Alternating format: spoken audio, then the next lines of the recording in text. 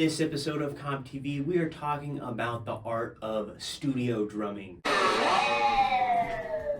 Yes, and be sure to like and subscribe for more epic musical content. Now, studio drumming is almost a secret craft. You have to be able to create magic out of thin air. So we're going to start from the beginning with Earl Palmer, who might just very well be the most important drummer in history. The reason for that is he modernized the way we play drums. He's the one who put emphasis on beats 2 and 4 with the snare, thus inventing the backbeat as we know it.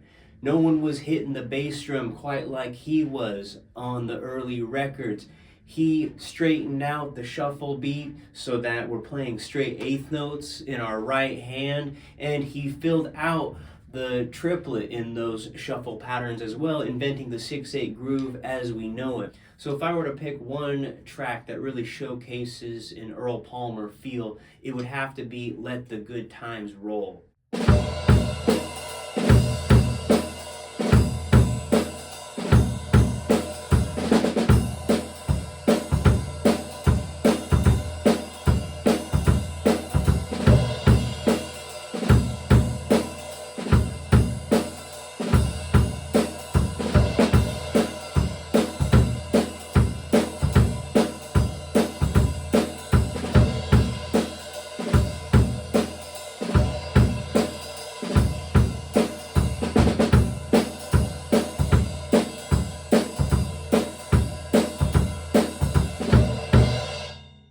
Now, Earl Palmer recorded with Little Richard, Fats Domino, and when he moved to LA, he recorded with even more people like Ritchie Valens and Neil Young. But he also partook in film and television, like playing on the Flintstones, which is another thing you have to do as a studio drummer. Sometimes you have to do film and television work, like Hal Blaine, a contemporary of Earl's, and everyone wanted to work with Hal Blaine. And one of the main aspects of being a studio drummer is the fact that you have to be able to cut songs in one take.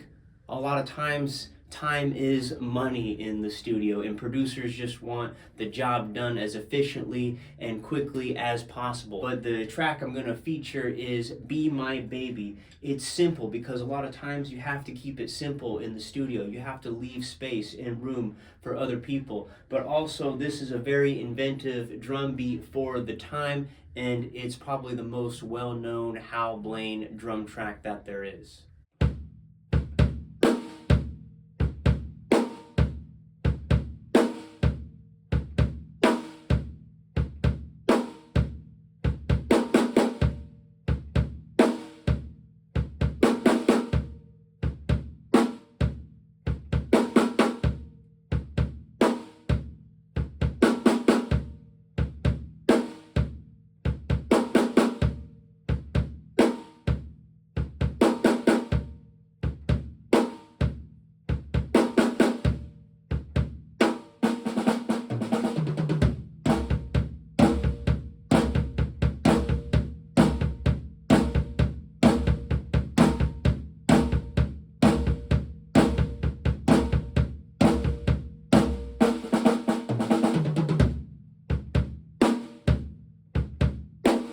Now we're going to travel all the way to Detroit, Michigan and talk about Motown. In Motown we had the Funk Brothers, who was the backing group that would record tracks for The Temptations, for Diana Ross and the Supremes, Smokey Robinson in the Miracles, and the Four Tops in that classic Motown beat was a signature staple, and that's what also made their records more distinct.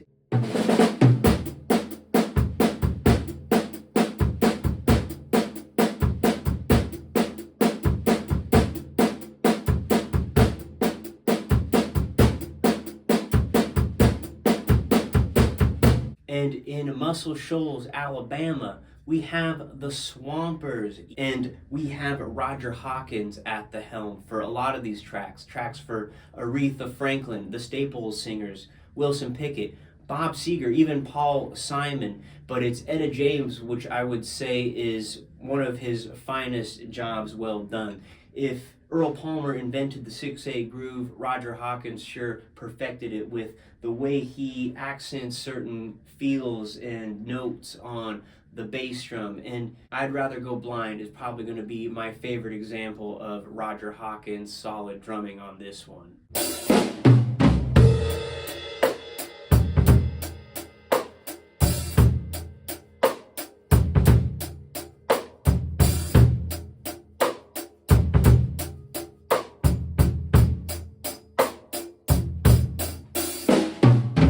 Memphis, Tennessee, you have Booker T and the MGs, and you're seeing a trend here where the studio has its own name, the band itself has its own name. It's kind of like a gang. So Booker T and the MGs had a lot of instrumental tracks that were amazing and hits in their own right, but they also would back up Otis Redding and Bill Withers. And my favorite Al Jackson Jr. drum track is on the Bill Withers song Ain't No Sunshine When She's Gone.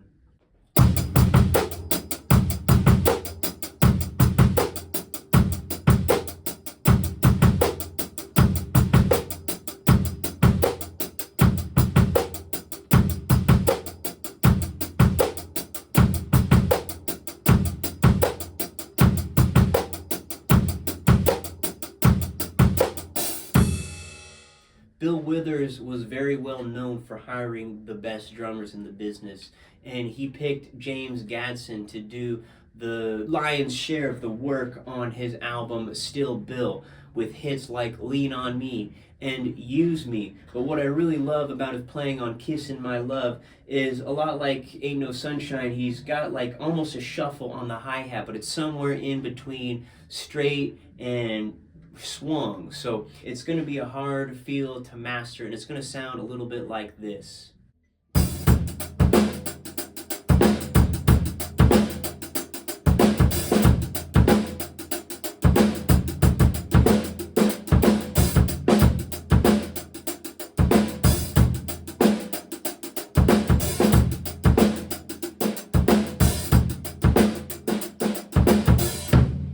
What was so great about James Gadson's playing is a lot of his peers would say that he had infallible time. It's kind of like perfect pitch, but his time was so solid that people could sample his drum beats in hip-hop songs later on. And you're going to find that with a lot of these studio drummers and drum breaks, right? One person that James Gadson really influenced was Jeff Porcaro. And you know, it's that right hand 16th note thing that he influenced, but also just the solid timing. And a note on having infallible time is also the fact that you have to be able to play to a metronome or a click track if you're going to be an in-demand studio drummer. And not just click tracks, but drum machines as well. So another thing that Jeff did well was playing exactly, perfectly, in time with 100% precision to drum machines, like on one of Michael Jackson's biggest hit songs, which means it's one of the biggest hit songs of all time, Beat It.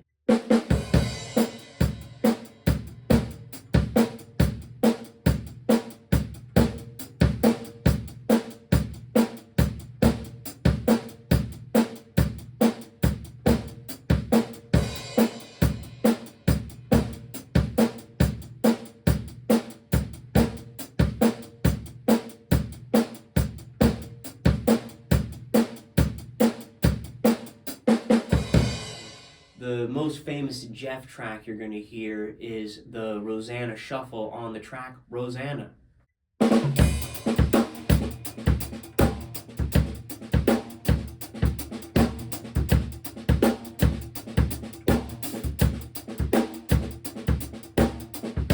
As most drummers know, that drum beat is made famous by Bernard Purdie. It's actually known as the Purdie Shuffle, and it's made its debut on the Steely Dan album Asia on the song Home at Last. And what was unique about Bernard Purdie was he knew how to put himself out there. He knew how to sell himself, which is very important in the music business. I mean, he would even go as far as putting up a sign on music stands saying, "You've just hired the Purdie Little Hit Maker." Now, I will say my favorite Bernard Purdie track that really showcases all of his nuances is the Aretha Franklin song Rock Steady. I love that roll into the breakbeat where he's playing on the bell and ending those sections with his signature hi-hat. Psst, psst, psst.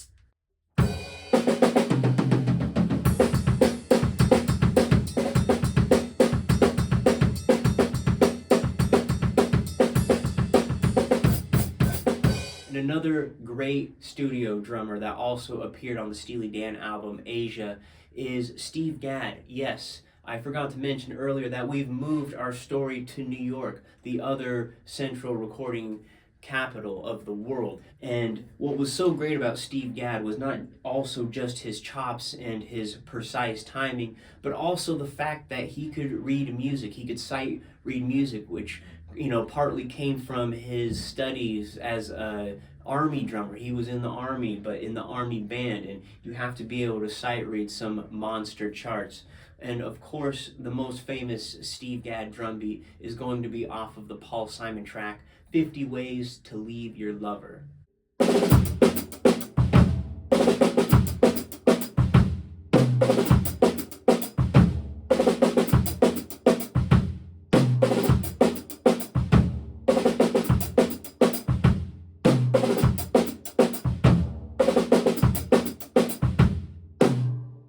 And while we're in New York, we have to talk about Nile Rodgers and Chic. Nile Rodgers is an amazing producer, and Tony Thompson played with Chic on all their biggest hits. And because of his connection with Nile Rodgers, he played on tracks with Madonna as well as David Bowie and more. But I will say that one of my favorite albums he played on is The Power Station, which is like a supergroup. It's got some members from Chic combined with members of Duran Duran.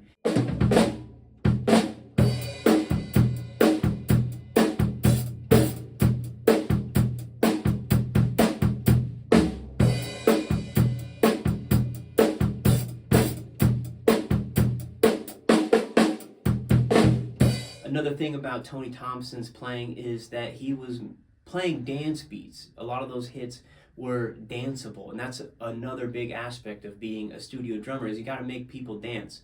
So we're going to end our tale with a very unknown and underrated drummer and a favorite of mine named Yogi Horton. Now, what Yogi Horton understood is how the drumming was kind of more or less influenced by the way people danced.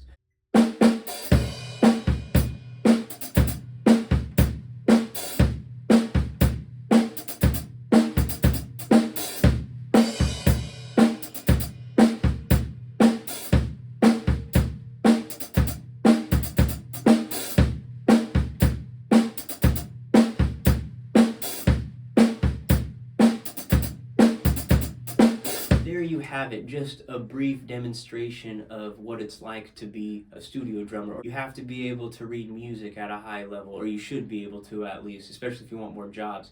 You got to have a variety in your playing. You have to be inventive, you have to be innovative, you have to keep it simple when you need to. There's just so many aspects that go into this. So I made a playlist of my favorite tracks played by studio drummers, and I also am opening up the comments section for honorable mentions. Of course, we could have still talked about Jim Keltner and Jim Gordon, as well as Kenny Buttrey, who played in Nashville on Neil Young and Bob Dylan records. But maybe you want to see a part 2, so leave a comment if you want a part 2, alright? And don't forget to subscribe for more epic musical content. But in case I don't see you, good afternoon, good evening, and good night.